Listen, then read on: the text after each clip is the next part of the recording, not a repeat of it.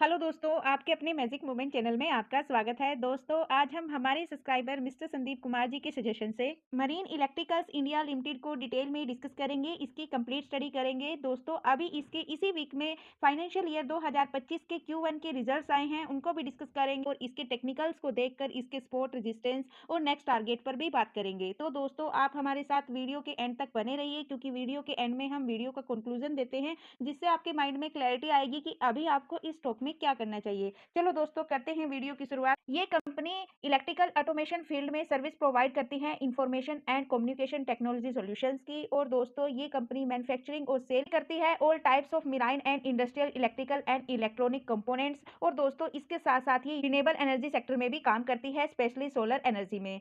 और इस कंपनी के 6 मैन्युफैक्चरिंग प्लांट्स है, Goa, Mumbai, Chennai, UAE and Italy. इस कंपनी का जियोग्राफिकल रिवेन्यू इंडिया से 81% और इंडिया के बाहर से 19% आता है। और इसके क्लाइंट BHEL, HSL और SCL, ये सभी इसके क्लाइंट्स हैं, जिसमें टाटा कम्युनिकेशन भी इसका क्लाइंट है।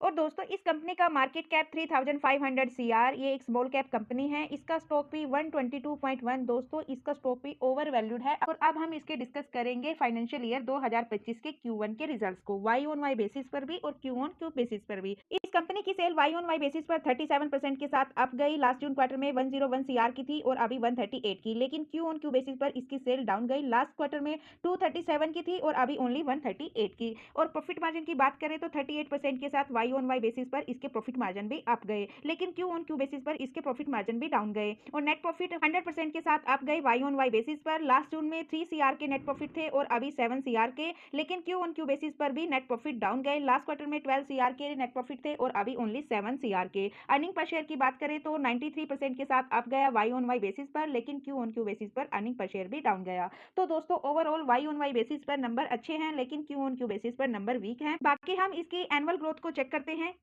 दोस्तों, हम इसकी लास्ट 4 ईयर की एनुअल ग्रोथ चेक करेंगे। 2021 में इसका रिवेन्यू 259 CR का था और अभी 629 CR का। यहाँ पर revenue Y on Y basis पर कंटिन्यूसली ग्रो कर रहा है। और नेट प्रॉफिट की बात करें तो दोस्तों, 2021 में 12 CR के प्रॉफिट थे और अभी 25 CR के। यहाँ पर नेट प्रॉफिट भी कंटिन्यूसली इंक्रीज हो रहे हैं। तो दोस्तों, कंपनी लास्ट 4 ईयर से कंटिन्यूसली ग्रो कर रही है, रिवेन्यू में भी और प्रॉफिट में भी, जो कि कंपनी के लिए एक पॉजिटिव पॉइंट है।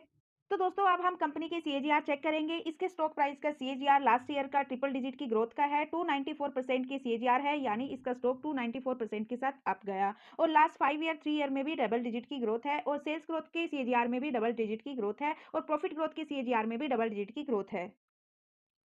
और दोस्तों, अब हम चेक करेंगे इसकी बैलेंस शीट। बैलेंस शीट में हम इसके डेब्ट को चेक करेंगे कि कंपनी के ऊपर डेब्ट कितना है। तो दोस्तों, हम यहाँ पर इसके डेब्ट को चेक करते हैं 2021 से। 2021 में कंपनी के ऊपर 58 CR का डेब्ट था, जो घटकर 2022 में 37 का, लेकिन 2023 में फिर से इंक्रीज हुआ 66 का और 2024 में भी इंक्रीज हुआ 97 का। यानी लास्ट 2 ईयर से कंपनी के ऊपर डेब्ट इंक्रीज हो रहा है। लेकिन दोस्तों, जो इसका डेब्ट है वो इसके मार्केट कैप के कंपैरिजन में बहुत लो है, यानी कंपनी ऑलमोस्ट डेब्ट फ्री है। और दोस्तों, डेब्ट के बाद अब हम चेक करेंगे क्या कंपनी के पास कैश फ्लो है। तो दोस्तों, हम इसका कैश फ्लो भी 2017 से लेकर 2024 तक का चेक करेंगे। 2017 में इसके पास नेगेटिव में कैश फ्लो था और अभी पॉजिटिव में, और 2023 में भी पॉजिटिव में था। यहाँ पर कैश फ्लो इंक्रीज हो रहा है, जो कि कंपनी के लिए थर्ड पॉजिटिव पॉइंट है।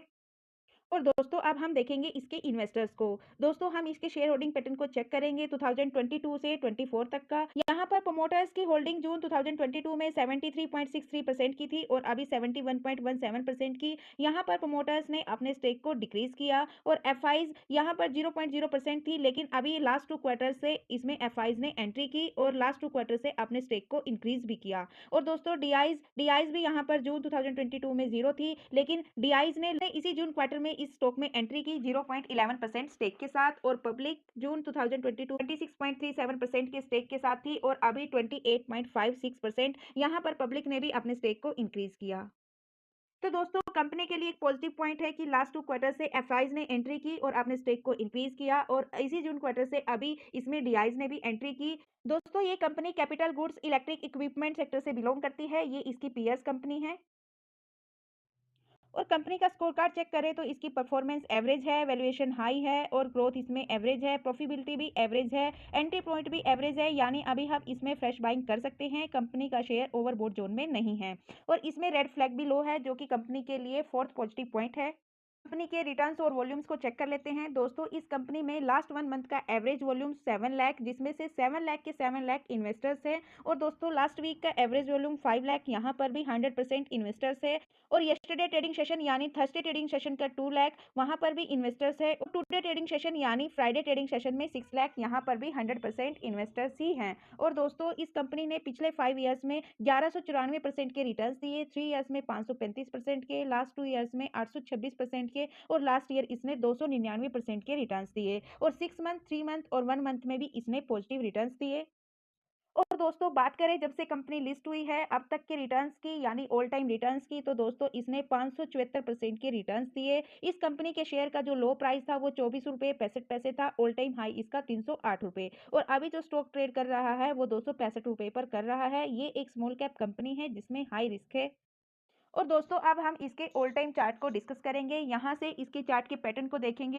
यहाँ पर कंपनी 2019 में 20 रुपये 60 पैसे पर ट्रेड करती है और कुछ टाइम इसी जोन में कंसोलिडेट करती है, लेकिन यहाँ से एक ब्रेकआउट देती है 70 रुपये के प्राइस तक का। और यहाँ पर इसमें हैवी वॉल्यूम्स भी देख सकते हो, लेकिन यहाँ से इसमें प्रॉफिट बुकिंग आती है। लेकिन इस बार अपना जो स्पॉट बनाती है दोस्तों वो 40 रुपये के प्राइस पर बनाती है। फिर से यहाँ कंसोलिडेट करती है और यू शेप में रिकवरी करती है। अपने पिछले रेजिस्टेंस को भी ब्रेक करती है, रेजिस्टेंस पर ही ये कंसोलिडेट करती है और यहाँ से एक कंप्लीटली ब्रेकआउट देती है और 300 रुपये के प्राइस तक ऑल टाइम हाई बनाती है। यहाँ से इसमें फिर प्रॉफिट बुकिंग आती है और अभी 250 रुपीज़ के आसपास ये ट्रेडिंग कर रही है। बाकी हम इसके सपोर्ट, रेजिस्टेंस और नेक्स्ट टारगेट को इसके टेक्निकल चार्ट में डिस्कस करेंगे।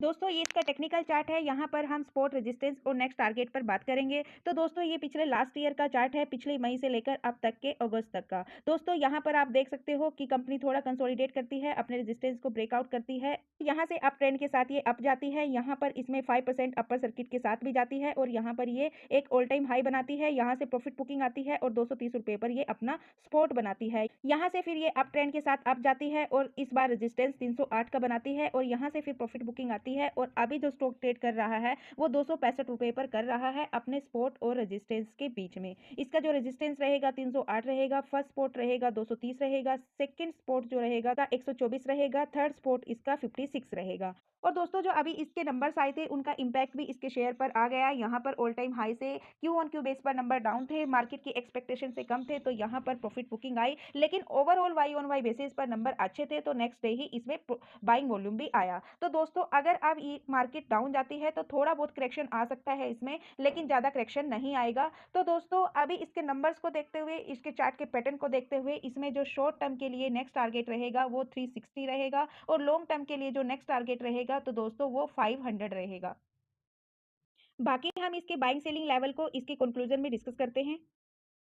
दोस्तों हमने इसके बिजनेस को डिस्कस किया, इसके बेसिक फंडामेंटल्स को डिस्कस किया, इसके टेक्निकल चार्ट को स्टडी किया, शेयर होल्डिंग पैटर्न चेक किया, कंक्लूजन। दोस्तों अगर कोई इस कंपनी में इंटरेस्टेड है, फ्रेश बाइंग करना चाहता है, तो दोस्तों मेरे ओपिनियन से आप इस कंपनी में 230 से लेकर 260 रुपए के प्राइस पर कहीं भी बाइंग कर सकते हो। और दोस्तों अगर किसी के पास इस कंपनी का स्टेक है, प्रॉफिटेबल है, प्रॉफिट बुकिंग करना चाहता है, तो दोस्तों वो अपने रिस्क और रिटर्न के अनुसार इसमें 260 रुपए से लेकर 308 के बीच में कहीं भी प्रॉफिट बुक कर सकता है। और चाहो तो दोस्तों आप इसको लॉन्ग टर्म के लिए भी होल्ड रख सकते हो, क्योंकि इसमें एफ आईज डी आईज की एंट्री हो चुकी है लास्ट क्वार्टर से। और दोस्तों पिछले कुछ साल से ये कंपनी रिटर्न्स भी अच्छे दे रही है। लेकिन दोस्तों ये वीडियो एजुकेशनल पर्पज से है, मेरी तरफ से किसी भी स्टॉक के लिए कोई रिकमेंडेशन नहीं है।